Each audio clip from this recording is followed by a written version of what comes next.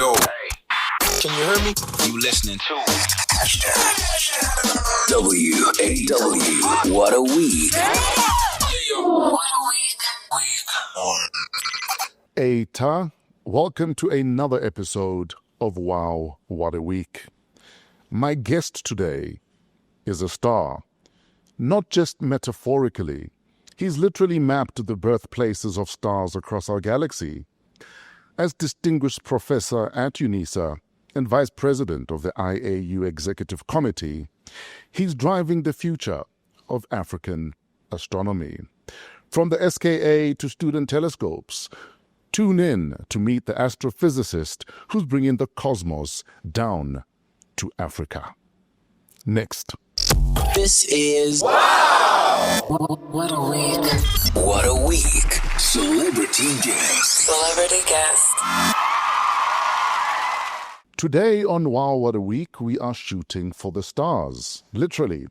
Our guest is a leading African astrophysicist, professor at UNISA, and one of the minds behind Africa's rise in space science. From black holes to brainwaves, please welcome Professor James Okwe. Is it Chibueze? Chibueze. Chibueze. Yeah. So I got it right. Yeah, I've got a bit of West African organis in my blood. So you've got it. Yeah. Prof, welcome. Thank you very much. Before we jump into our chat, we always have an icebreaker. Yeah. It's just 10 questions to loosen your brain a bit. Are you ready? Shoot. What is more mysterious, dark matter or consistently late assignment submissions? Consistently late assignment submissions. What excuses do you deal with when you have to deal with late submissions? Well, we hear multiple things from students, ranging from, all of them difficult to believe. Yeah. Out of this world almost. Well, of course, people don't get sick in 1 hour and get well in the next few hours. So from being sick to having funerals to attend to lots of things, of course, they sound very cogent, but... Would it be insensitive to demand a death certificate? It would be, yes. We wouldn't ask for that. But, of course, you can tell if you had a funeral to attend, you need a couple of days. You will go home, you will meet family, but this funeral happens in few hours and they're back. Exactly. It coincides with the submission date. Yes. If aliens sent you a WhatsApp, what's your reply? Who is this? Send location. We've been expecting you. Or would you blue tick them? I will first blue tick them. Who would you tell first? Definitely not the US. I would probably tell my students first. Yes. Because they might have weird ideas about how we should approach responding to them. If you had an opportunity to rename a constellation, yes, would it be Mampela the Majestic, the Casper Nova, the Super Mega, or would you come up with your own name? There is one person in South Africa that I've not idolized, but I've always wanted to meet. I will name it after him, and as a former president, Thabo Mbeki. Ah, the Mbeki constellation. Yes. All right, I like that. Which space movie made you roll your eyes, knowing what you know about space? All of that. Every science fiction. Every science fiction has elements of non-scientific things in them. Yes. And each time you look at it, things like gravity. Sure. It's just completely... It doesn't balance in any way when you compare to the equations of physics and astronomy. And If you're not an astrophysicist, what would you be? A musician, a pilot, a pastor, maybe running a Chisanyama with telescopes on the roof? I like very quiet life. I'll probably be in some quiet place running a small farm. Yeah. I like to live in very clean air environment with a lot of green. So, knowing the expectations of your average Nigerian parent, would they let you just want to run a farm? No. Absolutely not. I mean, if I had said I want to be a farmer, I would have been, thank you. They may send me to a psychiatric to check my brains if something wasn't wrong. What science fact still blows your mind? the scale of the universe is absolutely mind-blowing. When I look at humans and find them arguing and fighting over nothing, and then project it to the scale of the universe, well, not even the size of an ant. Yes. If you look at us from the nearest planet to us. Yes. So if you were to move to Mars and from there look at humans, they'll be tinier than a grain of sand split into multiple places, just a fraction of a grain of sand. So we are that insignificant. Very tiny. Yeah. And yet we feel very important and fight over nothing sometimes. Do you think there's life out there? It's not if I think. It's finding the facts. Yes. Of course, we don't want to tell you there are aliens or make you feel science fiction is true, that there might be aliens. It is developing the technology to detect techno-signatures of aliens as a proof that there is a technology out there that is either more advanced than us or less advanced than us. Yeah, maybe they're primitive and we think they're spaceships. They could be, yeah. So when people say life, I turn it around and ask them, what is life? Yes. For a biologist, life is a different thing. For a chemist, if you find amino acids, you're close to finding life. Yeah. For a physicist, life is a totally different thing. So what is life? Is it life as a plant? Is it life as a virus, or is it more microorganism? Yes, is it life as intelligent humans or even intelligent apes or mammals? Sure. What is life? If you define life, then it makes it easier for us to find signatures of what will point us to the existence of such kind of life. So finally, our final icebreaker. Yes. Did the moon landing happen?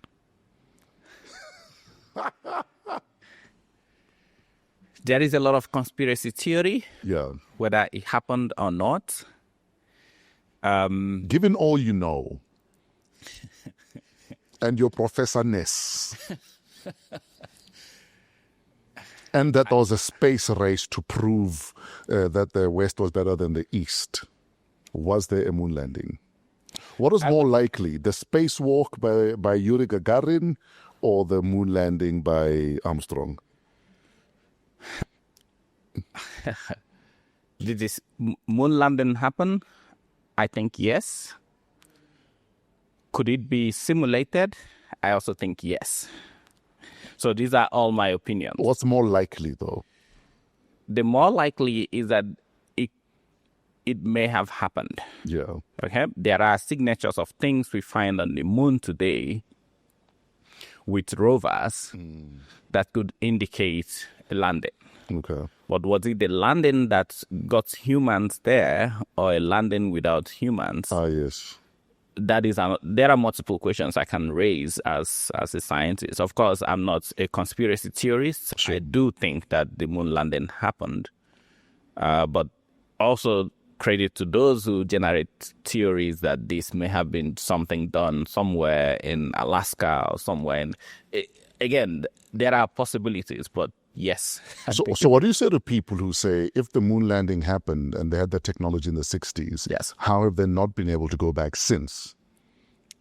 Yeah, so that's one of the conspiracy theories. Yeah.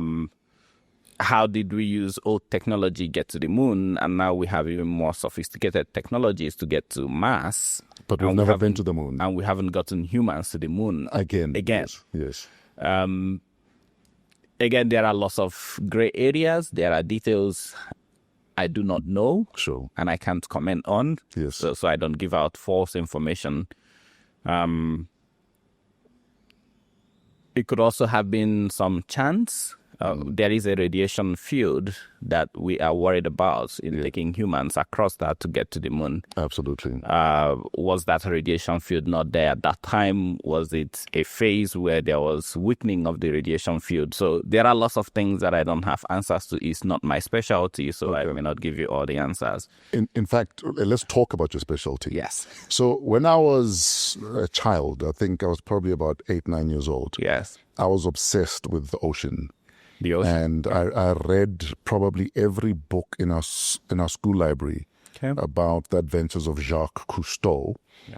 He was a French sea explorer and oceanographer and whatever else. But when we started learning how to swim, I then realized that I feel claustrophobic underwater. So that dream went out the window. How does a young Nigerian boy say one day, I want to be an astronomer, and then do it? What planted that seed initially? Well, same thing that planted your curiosity in the ocean before it went away, and that's curiosity. You ask lots of questions. How vast is the ocean, for example? What is in it? How deep is it? And then you want to try. You put in your feet at the shallow part, then you try to swim. You realize, okay, this is not a good idea. You change your plan, and then you go away. So as a young kid, at the time, of course, the entire Africa, including Nigeria, we're still battling with power supplies. So it means... I know NEPA. I've been to Nigeria, so... Very good. I know NEPA challenges very well. NEPA was a thing, yes. So for those who don't know what NEPA is the equivalent of ESCOM. So there was a lot of load shedding in Nigeria at the time. But what was beautiful was that I went to a special science school, and our school is located in a remote place. We are required to live on the premises of the university, of the high school. So IBS Senior Science School, located in Ihie, is in a village, and we usually walk through our hostel to the classrooms at night to have what we call night prep. Sit and read till around 10 p.m. Then we retire to our rooms and go to sleep. Just walking through those dark nights, of course, it was scary. You were worried about getting a snake bite because there are lots of bushes. But the beautiful thing is the night sky. It's lit up with beautiful stars, the constellations, sometimes the moon. And each time you look at this night sky, some of the stars look bluish, some are yellowish, some are brownish, some blink. Of course, we don't even know why they twinkled at the time. Of course, we had music rhymes like twinkle, twinkle, little stars and so on. So I had a lot of questions about stars. What are they? What is inside? Are they born? Do they die? I had so many questions that were not answered by anyone. So the less answers you get for your questions, the more curious you get, and the more questions you have. So that's what drove me into physics for a bachelor degree at University of Nigeria, and I made a first class in that. And then I did a master's in astrophysics, moved to Japan to do a PhD in astrophysics as well, and stayed in the career since then. Can we also talk about, just as a side, the importance of furthering your education in Nigerian society? Because when I went there in 2000, I remember a friend of mine worked at the South African embassy, and they were looking for a driver for the embassy. And she was going through the applications. Every application, everyone there had 2 or 3 degrees, like minimum. And apparently it's a thing. In Nigeria, you go to school until your brain can't take any more. Tell us about that culture of learning. I mean, even when I was at law school, my favorite lecturer, Dr. Malua, Professor Malua, he was my L101 lecturer. Intelligent man. You know, he walked into class with just chalk in his pocket. Everything was here. Any question is, and he'd write on the board for the entire lecture from here. Anyway, sorry, I digress. Can we talk about that culture of learning and furthering education? For Nigeria, I think it's largely driven partly by the colonization, also partly by the culture that the parents brought into the kids of the importance of education. So it started, I think, dominantly was from the southwest. The Yorubas in Nigeria had very quick, easy access to University College in London, and actually eventually campus came to Ibadan, which became one of the first universities in Nigeria eventually. And then the Southeasterners, the Igbos, also... You're Igbo, right? Yes, I am. Yes, sir. Dominantly are more industrious people. But of course, when the educational vibe came in, the parents started driving their kids towards education. But in my opinion, what drove people to having multiple degrees has to do with how quickly the population of Nigeria grew.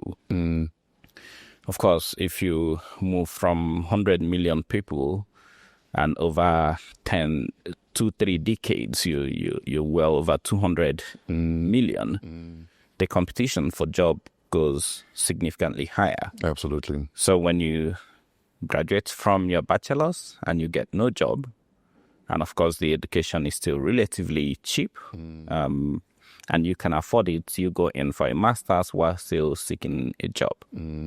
So I think having worked in University of Nigeria and of course speaking to students and asking them, why are you coming back for a master's? And they say, well, we couldn't get a job. So it means if there was jobs, there'll be less people with multiple degrees. Absolutely.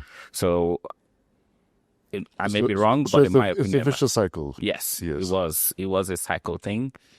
Of course, people went through to masters, couldn't get a job, and they are looking now for the very small fraction of job that requires PhD. So they go in again, spend another 3 to 4 years, get a PhD, and then they increase their chances of getting lecturer positions. Absolutely. Or also getting research position outside Nigeria. Yeah. In fact, I'm yet to find a university that does not have a Nigerian professor.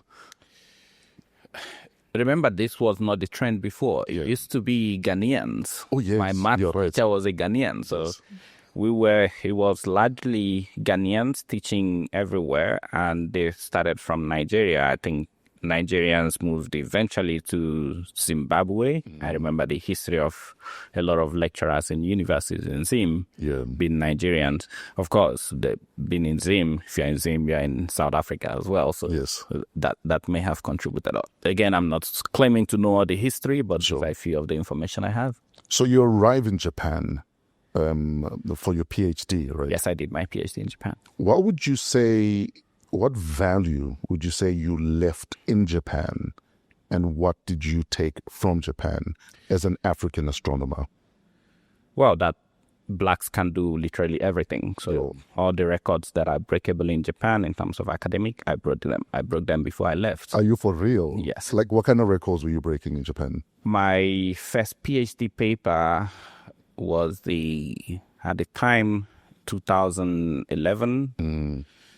Social media wasn't a thing. It was still Yahoo. Yes. So it was a big news on Yahoo. So what was that paper on in 2011? I discovered a massive star that is forming in a region we call Cepheus A. Okay.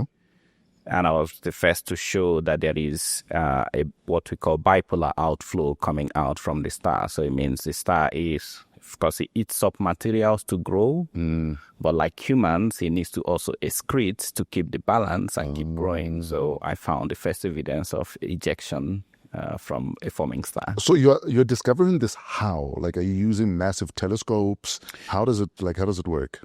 So a baby star doesn't shine in the optical. Okay. So I am a radio astronomer.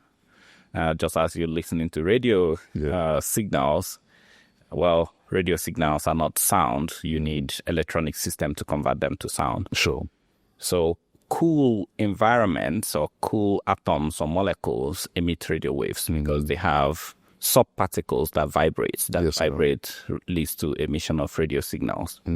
So we use very sensitive radio telescope, large dishes, and we color these signals. We process them in computers, make beautiful images, and track the motions of gas around the forming star and use it to make conclusions.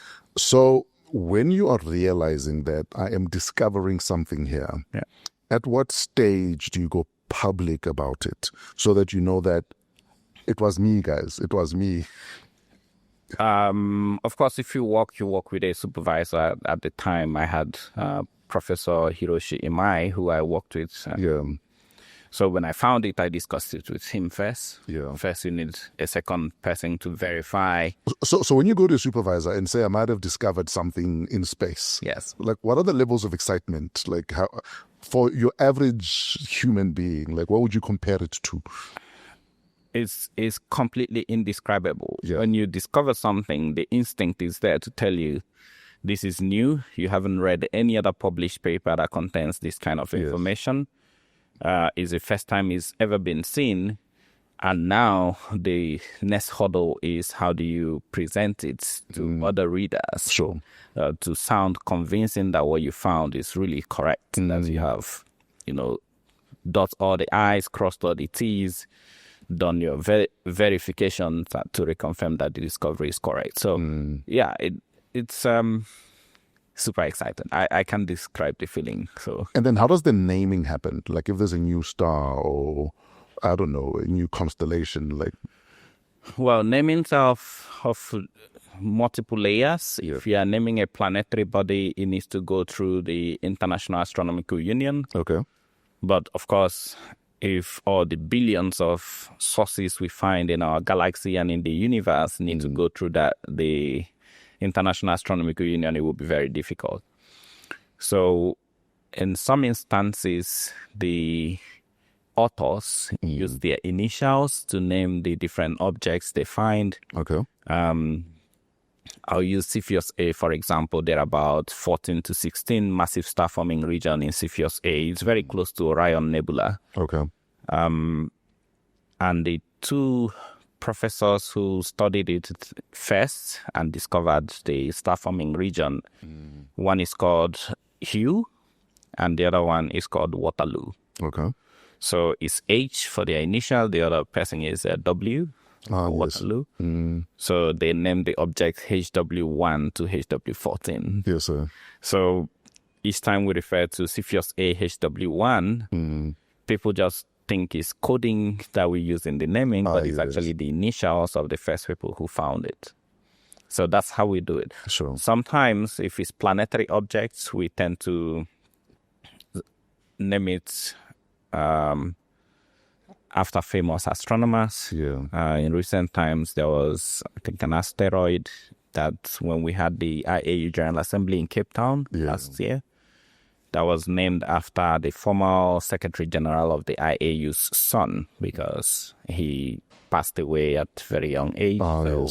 As an honor to him, we named that after his son. So those sort of... Hopefully we name some after Mandela and other important people. In fact, speaking of which, when you're speaking about when you were at boarding school, yes, you'd walk to do prep and then you'd walk to the boarding house. Yeah. So when I was in, I think it was Standard 8 or Form 1. Yes. I was part of the astronomy club. Wow. And I was in Form 1 in 1986. Yes. That's when Halley's Comet was back. Yes. So we used to literally lie on the roof of our history classroom to look at Halley's Comet. Yes. And he comes around, every 76 years or something? Yes. You see, I still remember my astronomy from what? You probably wouldn't see it again in your lifetime. So absolutely. Those are really once-in-a-lifetime events, which is why astronomy is very cool. There are things we see today. You could be fortunate to see a supernova go off. Yes. And it could be once in your whole lifetime that you ever see that. That's super impressive. Absolutely. Now, you're part of the team that discovered that the sun is actually closer and moving faster relative to the center of the Milky Way than previously. You read a lot about me. You did. We have to do our research. Yes. Why is this discovery significant? And how did you help uncover all of this? Okay, so in my PhD, I was part of a project to map the three-dimensional structure of the Milky Way. Yes, sir.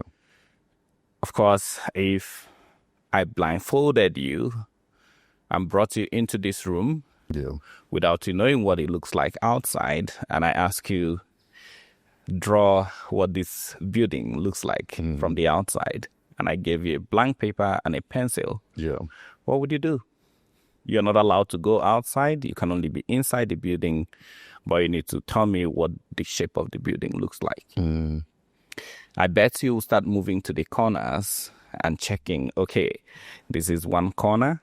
You put a dot here, you measure the other corner. So you would use the distances to the vertexes of the building and try to reconstruct what the building will look like outside. You do that. I just hazard a guess. You are more thorough than me. Yeah. Okay. Yes, I probably would do that because we love to measure distances. Yeah. That's the situation we find ourselves in the Milky Way. Okay. We live here on Earth. Okay. Just one of the planets moving around one of the billions of stars in our Milky Way. So how do we live in the Milky Way and tell what the Milky Way looks like? Yeah. The only way we can reconstruct the absolutely correct morphology of the Milky Way is to start measuring accurate distances to different stars in our Milky Way. Sure. And we can redraw the shape of our Milky Way. So we've done that with the... So is this the only way we can calculate this? Well, the other way is that we have to send a telescope that goes as far away as go further than the Milky Way and can see the Milky Way from outside. So how long would that take to get a telescope that far? We sent something on the Voyager 1, 2. They've been traveling just to go out of our solar system. It's been traveling for more than 50 years. Is it still traveling? It is. Yeah. But we are insignificant. It's been traveling at very high speed. Yeah. And it's just getting at the borders of our solar system, getting into what we call the interstellar medium, which is the gap between two stars. What do we hope to see once it gets to its destination? If it does survive and doesn't get hit by anything and dies, if it goes, I remember the Milky Way is thick and also large, okay? So you need something that goes a couple of millions of light years to go outside our Milky Way to be able to see that. Yeah. Okay, and people usually don't understand it when we say light years. Yeah. I like to give them context. Please do that, yes. The speed of light is 300,000 kilometers every second. Yeah.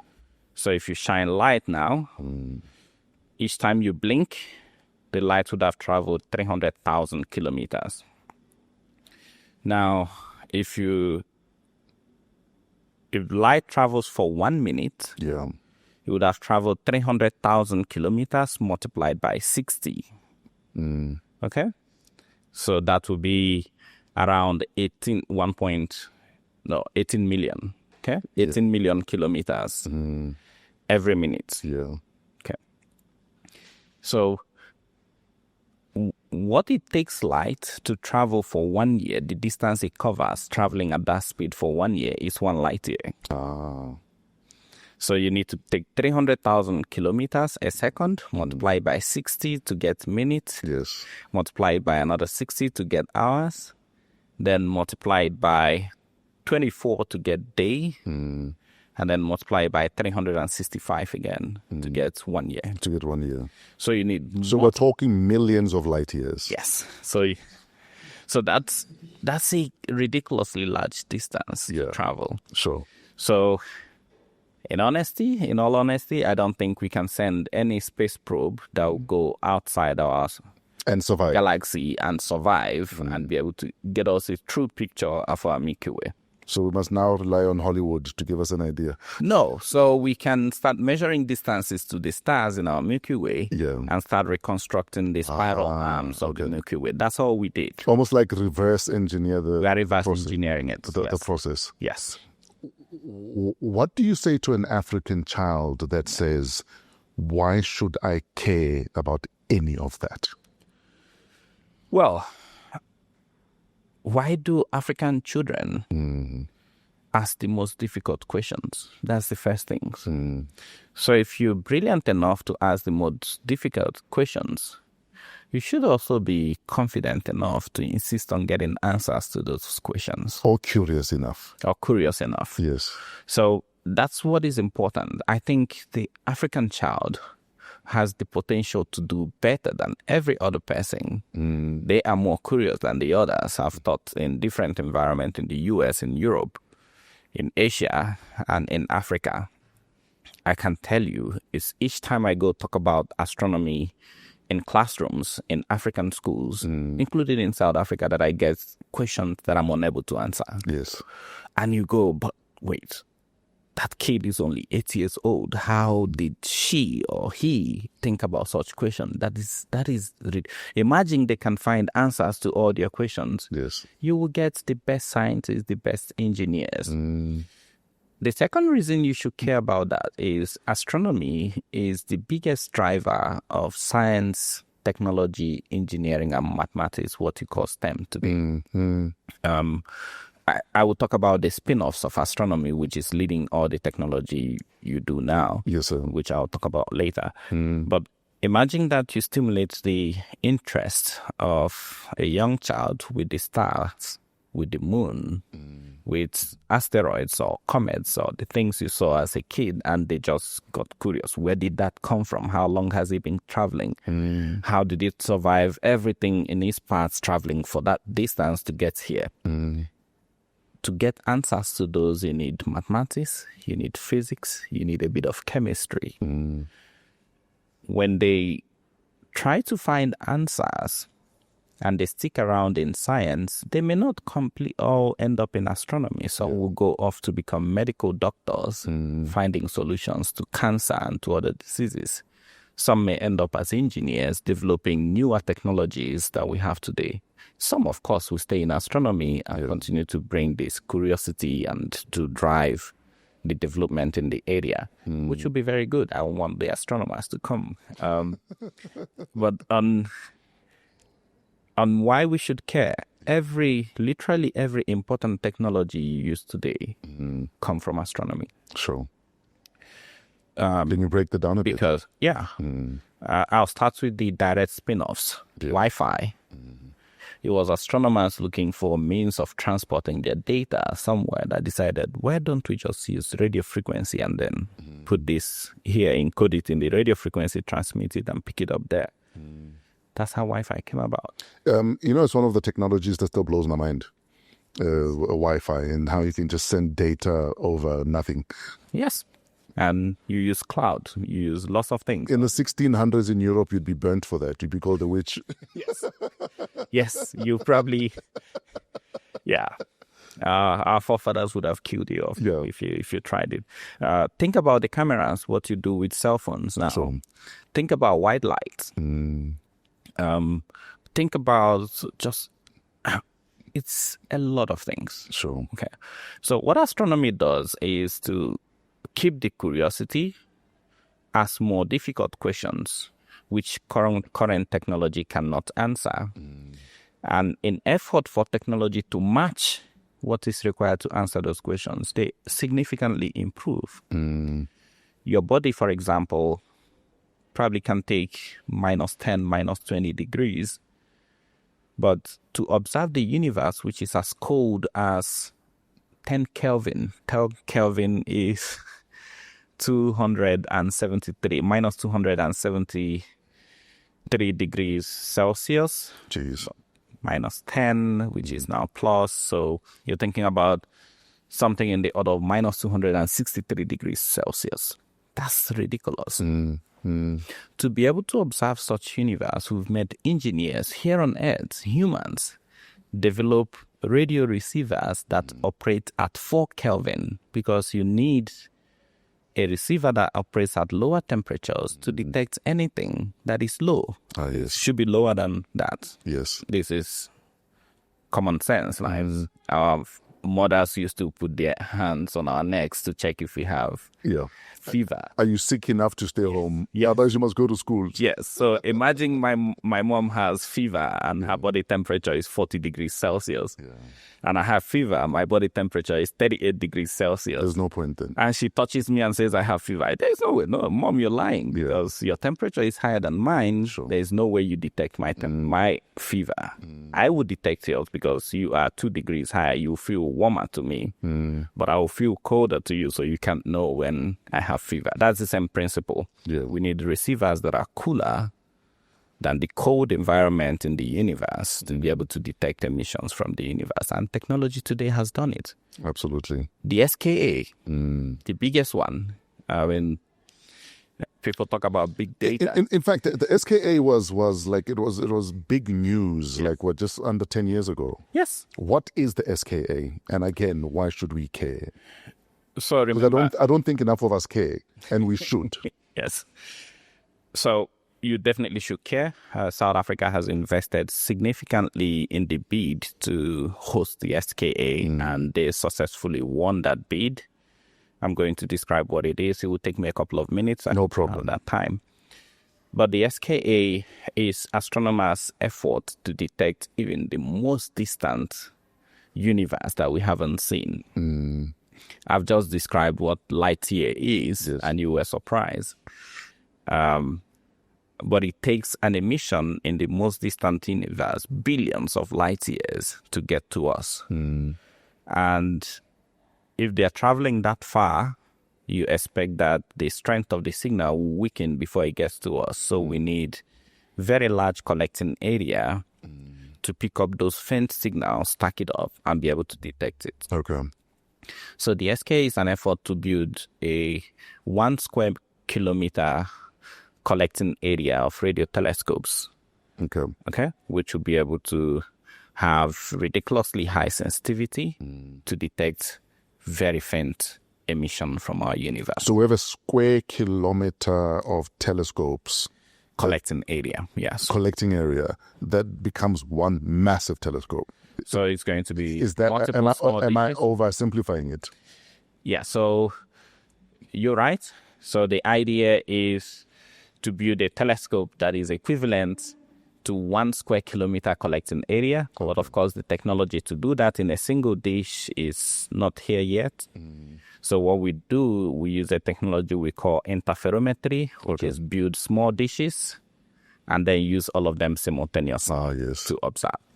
So we're populating the Karoo in South Africa with small dishes. There is already the MeerKAT with 64 dishes. And the SK is gradually coming online, adding more dishes. I think in the end, we'll have 193 radio telescopes, and all of them will operate simultaneously to collect data. What would you say the biggest achievement of the SKA has been so far?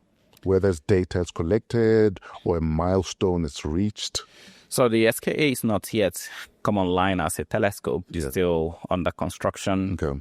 But the biggest achievement so far is the ability to bring multiple countries together to work together in a very large project that will revolutionize the way we see our universe. It's going to change our understanding of our own galaxy. It's going to even revolutionize how we understand what we know about our own star, the sun. And it's going to change everything we know about our universe. Yeah.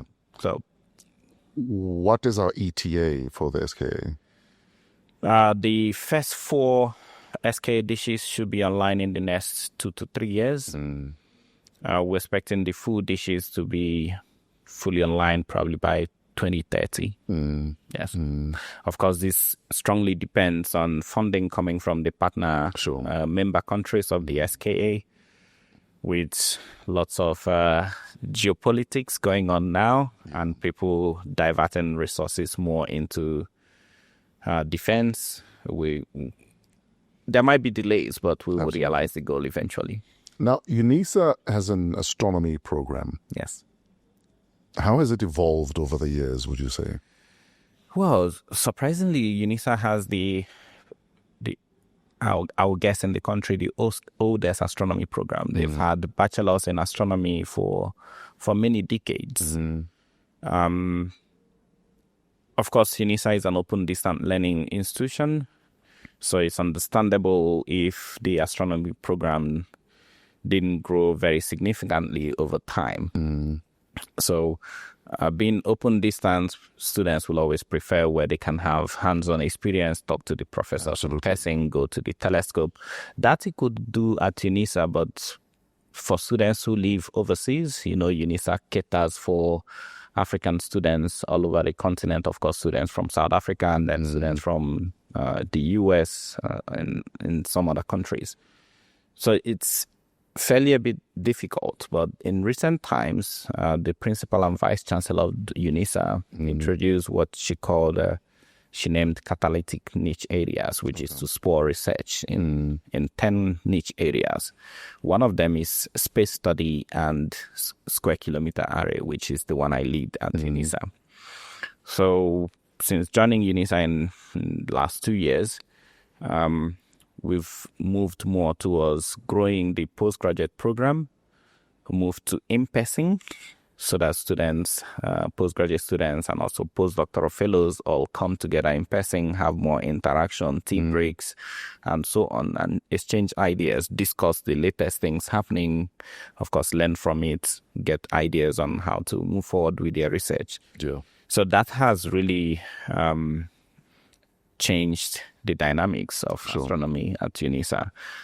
Prior to this time, we never got people from other countries interested in astronomy at UNISA, but now we do get PhD students from the US, from Japan. And how are we looking with black students? A lot. So 30% of our students are all black South Africans. Another 20% are white South Africans. And we have another 20% from SADC countries, Mozambique, Madagascar, and one self-funded student from Tanzania. So there's movement. Yes. Out of the 23 or so students we have, they are largely black students. Most of the international students are working remotely. They visit sometimes, spend a couple of weeks, and then fly back. Sure. Yeah. Isn't there also a partnership with Japanese research for UNISA students? How did that happen? So I got grants with Japan Science and Technology Agency. They call it JST. So that funding support allows me to bring 8 to 10 students each time to Japan to be trained to use equipments in Japan and also to interact with their peers in Japan. Astronomy is not the kind of course you do in isolation. It's done everywhere. It's global science. So I think last year I took students to Japan, and about a year later I took another batch of students from my group to Japan as well. So they get to interact, they establish connections with the students, they continue to discuss projects, work together, which is very impressive. I've seen them learn to grow. What is good about the first visit, what I found the most encouraging, is that students from Japan were so excited about what they could learn from students from South Africa.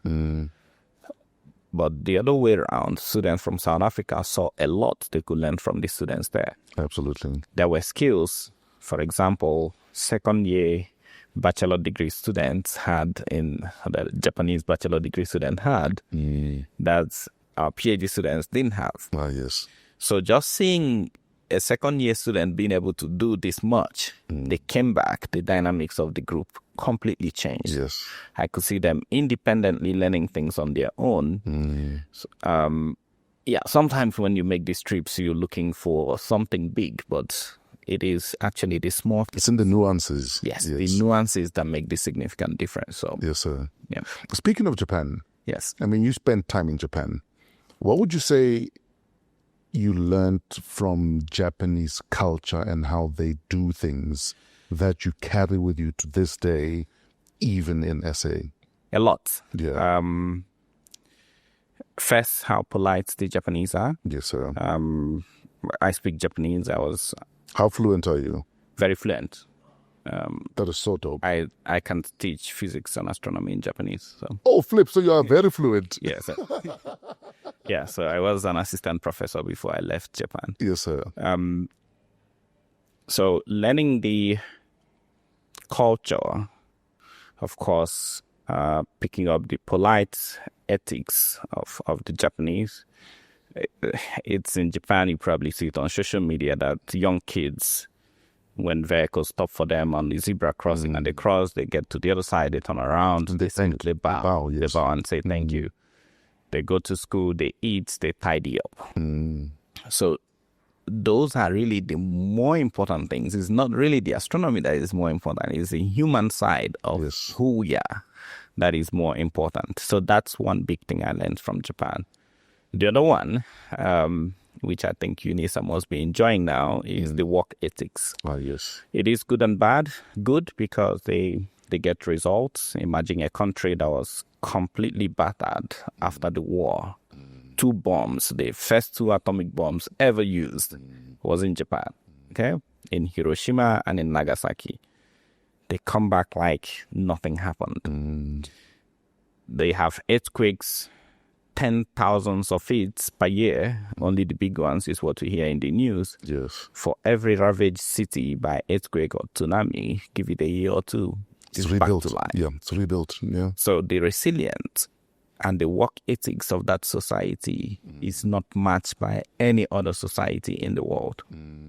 I took that with me here. So people who work with me feel the pressure, I think. Yeah. I could walk into the night.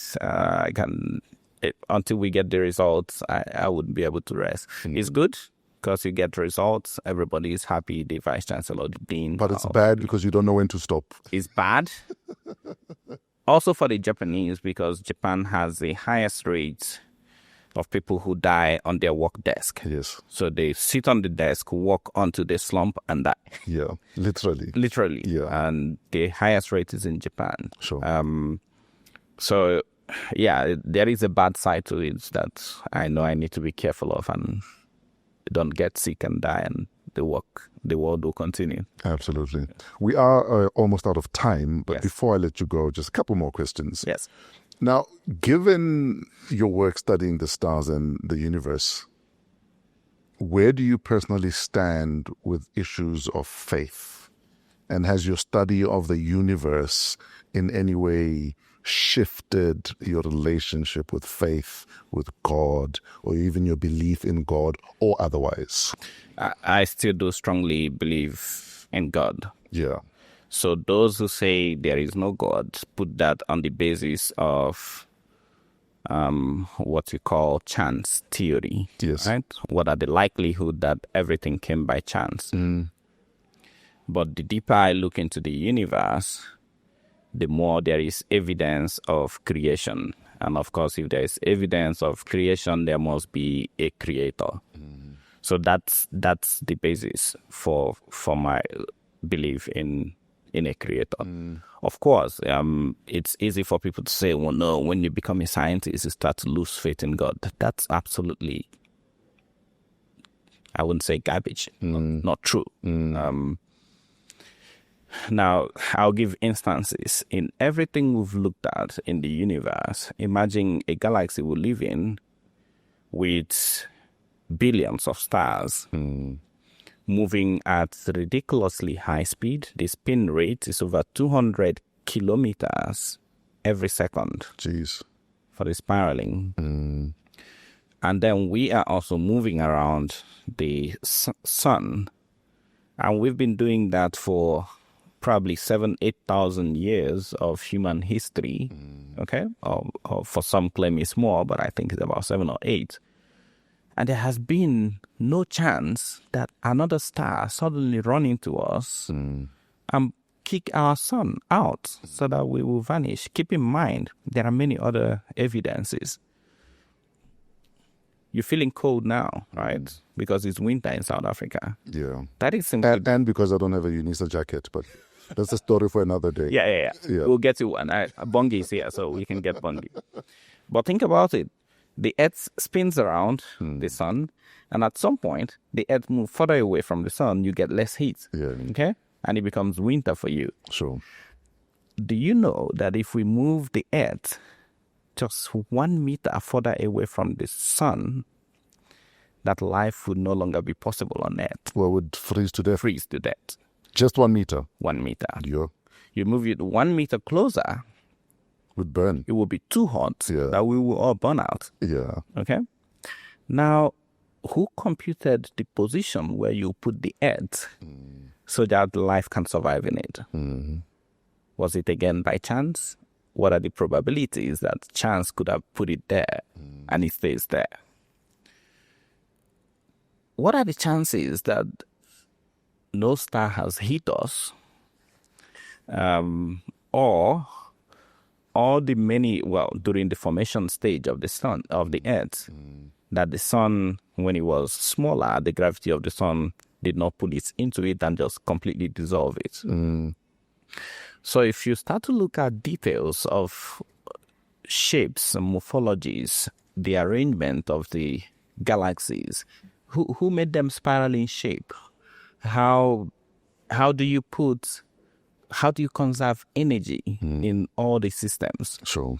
So it becomes absolutely difficult to remove a designer out of the designs we see. Well, let's come to things we see. Let's move away from astronomy, make it too complicated. Humans, the Japanese, I think, were the first to design bullet trains. Bullet trains move at around 200 kilometers per hour. Can get to 300. They built the maglev that does 604 kilometers every hour. It's almost an airplane. But when the bullet trains, they call it Shinkansen, were built first, there are places that have hills. You need to build tunnels through them. And of course, when you're moving fast and you get to a tunnel, you compress the air in the tunnel. Okay? The air needs to move out, but you're so fast, you compress the air.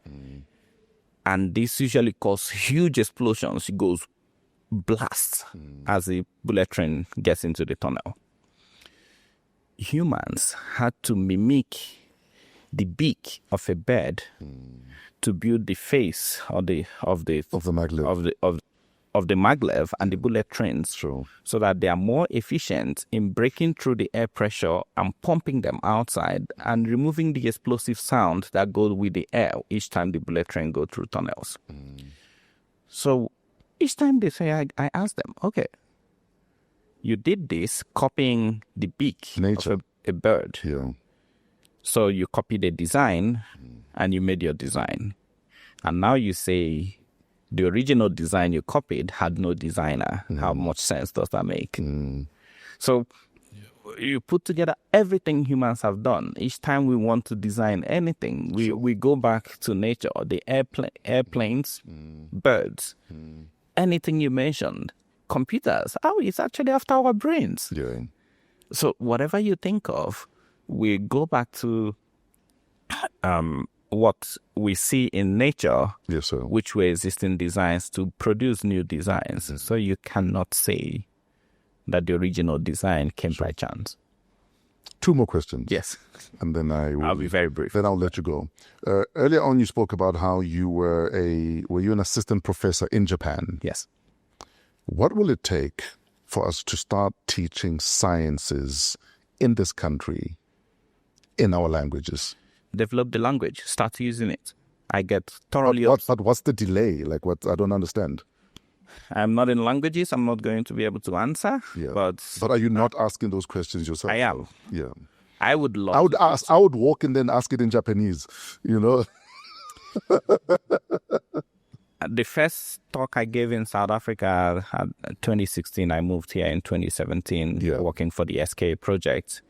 But I was invited to speak at Northwest University in 2016. And I walked in, the professor who hosted me, Professor Johan van der Walt, told me to just start talking in Japanese. So there was many professors and students. I walked in, I was blasting Japanese. So how did you start? Can we hear how you started? I just went, minasan konnichiwa, watashi wa James Chibueze desu. Kyou wa nani ka o shaberimasu. 天文学をとして、いろいろ星の形成をのことについてお話しします。I continued for 1 minute. They were looking at each other and thinking... So what did you just say to me now? Don't worry, I didn't swear at you. I'm just checking. So I just said my name, introduced myself, and told them I'll be speaking about formation of stars and star formation scenarios in astronomy, that are things I'll discuss in my talk. Sure. So they were all looking at each other and thinking, wait, who did Prof. Johan bring to us? And what is happening? Is he talking to us or talking to any other people? And then I paused and said, okay, Johan asked me to make the joke, and they all laughed, and then I started my talk. I think for us to develop as Africa, we need that one language, one or many languages in which we can teach science. However, having a language that is complete enough for teaching science requires a lot of development of that language. But, for example, what is temperature in your language? What is temperature in Japanese? Ondo. Yeah. Yeah. But it's not borrowed from anything else. No. Yeah. Of course, it's okay for you to borrow. Bread is borrowed from Portuguese word pan, and Japanese call it pan. Yeah. Okay? But surely if there is political will, even that development could happen, even if it means we're borrowing as we go along. I do think, and the longer we wait, the more difficult it will be. That's my point. Because the longer we wait, I can tell from your own language, okay? Your home language, if you go back to your hometown to people who don't speak English and they speak to you long enough, you'll be stressed because now you struggle to understand everything they say. Yes, it's your home language, but there are some of it you don't remember. Sadly for me, I made sure that I don't forget a thing. So when I speak to my parents, I speak in my home language. Oh, that's very good. Because for me, it was important that I don't lose it. That's very good. The problem with languages in Africa is they are not evolving fast enough. Yeah. Okay? There is no... Whose fault is that? At some stage, we need to take responsibility for, just like we take pride in our growth and our milestones, we need to also take responsibility for where we're failing ourselves. Surely. I agree with you. So, whose fault is it? The first big problem were the fault of the colonial masters, but I've always been a proponent of saying that is the past. You can't live in the past, move on, go into the future. Because clearly they won if we're still stuck in English and French. They did, yeah. I mean, even the French people write their astronomy papers in English. So they did win, but something good that other countries have done, despite English winning, is that they still stick to their language. Yeah. They have their textbooks in their language. Exactly. If you now want to publish in the high impact factor journals, you can write in English and send to them. But you learn in your local language. You learn to evolve the local languages. Yes, sir. What has happened to African languages is they are sufficient for communication. But they're not sufficient for science. If I give you technical terms, thermodynamics, synchrotron, if I mention all these terms we use in physics, sometimes in maths, in chemistry, those words don't exist, and nobody has created them. So let's borrow until we get to where we need to get to. That's the thing. So if the government comes today and say, I give you 5 years, all universities, all schools must stop teaching physics, chemistry, mathematics in English. We must teach it in XYZ languages. The dynamics will change. Absolutely. You remember humans always, we have very strong, we call it inertia. Inertia is a reluctance to change. That thing you feel when a vehicle is moving and it applies brake. You always want to stay relaxed. You find yourself dragging back. So we have very strong inertia. Until things are imposed or forced on us, it could be good for us, but we will reject it at this time because it's not. It's uncomfortable. It's taking us away from our comfort zone. Yes, sir. That's what Africa needs to do. We need to be forced to go back to our languages, develop them, use them. That way, kids can learn in their own language. They will feel they own this. Yeah, absolutely. At the moment, kids who do science feel they are doing white man's stuff. Or they feel like I'm a guest in this room. Yes. The imposter syndrome in African students absolutely creators. And I think language is one of the big factors. Finally, Elon Musk, Starlink, they've been in the news quite a lot. Yes. George Bezos has Blue Origin. Yes. The Chinese are also aggressively looking at lunar ambitions. Yes. What do we need to do to start competing at that level, either as Africans or as South Africans? Invest. Yeah. It costs a lot of money to do any of those things. In the human resources we have a lot of talented people who can do this. We have a lot of big minds. Big minds. Yeah. Everywhere. And we have the population, and it's also young people. Exactly. They have, I don't know, maybe because I'm not Gen Z, I'm totally petrified at what this current generation could do because they reason completely out of the box. Yeah. But what they lack is that significant investment required to go next step. Okay. So there needs to be significant. We don't have a good functional launch pad in Africa, which is a shame. 54 countries, nowhere to throw a rocket. What if a kid in school in engineering develops the best fuel for rockets today? We need to take it somewhere else to test. And the moment you take it somewhere else, you've lost that knowledge. No matter how much you claim you've patented it, well, they are mixing the chemicals. They've got the money to mix it. Keep your patent. They're doing their thing. So would we be right in challenging the African Union to harness the collective more and cooperate more? Yes, that's what Africa needs. I was excited about the launch of the African Space Agency. Yes. But also I get very worried with all the resources, financial and mineral. The space agency is still largely externally funded. So if you own the radio station or a podcast and I fund you, who's the real owner? Yeah, that's the question. So we still haven't. I think there is still need for the political will to be restored and people to really come to the table. Sure. I tell people money is actually nothing. Okay, is the value you get from investing money. Yes, that is real value. Can you unlock value out of that rand? Yes. If you can't unlock value out of money, it's useless. Absolutely. So if you keep Elon people think he's smart. No, he's not the smart one. The smart people are the people behind. Absolutely. All he's doing, he raised the money. He takes the billions he owns and he uses it to unlock all these things you're seeing. And if he had the opportunity to take over the artificially intelligent world, he would have been totally crazy. He would throw it beyond anybody's catch because he's got the resources. If he builds the biggest computer anywhere in the world that can do machine learning, he will control everything he wants. Absolutely. Yeah. Prof, we are out of time. Yes. UNISA astronomy, how do we get involved? Is there a social media page, a website, Facebook page? Yeah, we're slowly getting into the social media environment. Yes, there is the College of Science, Engineering and Technology Twitter page where they help us put out things that we do at the astronomy group. But we've now got a Twitter handle for the astronomy group is astro@UNISA. Okay.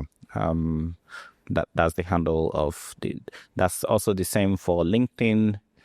I've got a student handling this. I don't know if he has opened the Instagram yet and the rest. Sorry, I'm not from this generation. Yes, sir. So yes. If that student hasn't done that, minus 10% on your next paper. Thank you. Thank you for saying that. Yes, sir. No, I will say it so that you don't have to say it. Yes. Yes, sir. Yeah, so we are coming along quite well. Yeah. Growing, producing research outputs, engaging also. Remember, it's not just about research. You also go to the community to engage them, to let them know what we're doing. We go to schools to do outreach. We pull out telescopes and put for people to look at the beautiful night skies. Yeah. And that is really one way we can stimulate the brains and bring them on board. So, yeah, that's how you can reach us. Prof, we are out of time. Thank you so much for your time. Thank you for your brilliant mind. And thank you for putting Africa on the galactic map. Thank you so much, Fresh, for having me. Yes, sir. And then are you personally on social media? Can people interact with you? Yes, I've got Twitter. Yeah. I had Facebook, but when they started making servers that go to Russia, I closed it. So I have LinkedIn and LinkedIn and Twitter. Okay, so Professor Okwe Chibueze. Yes. Okay. Prof, thank you very much. Thank you so much. Ladies and gentlemen, our guest is about to be out of this world. Professor James Okwe Chibueze. Check out, what is it? On Instagram? I mean, not on social media? Twitter. Yeah.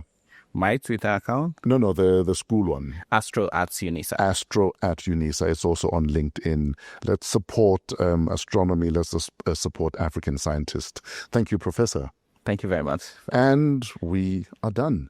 Thank you for tuning in. We are part of the Africa Podcast Network, coming to you from AM Studios, downtown Johannesburg. Please interact with this episode. Tell us your thoughts, your views. Maybe you are inspired to take a peek into what's happening over there by science, physics, and mathematics.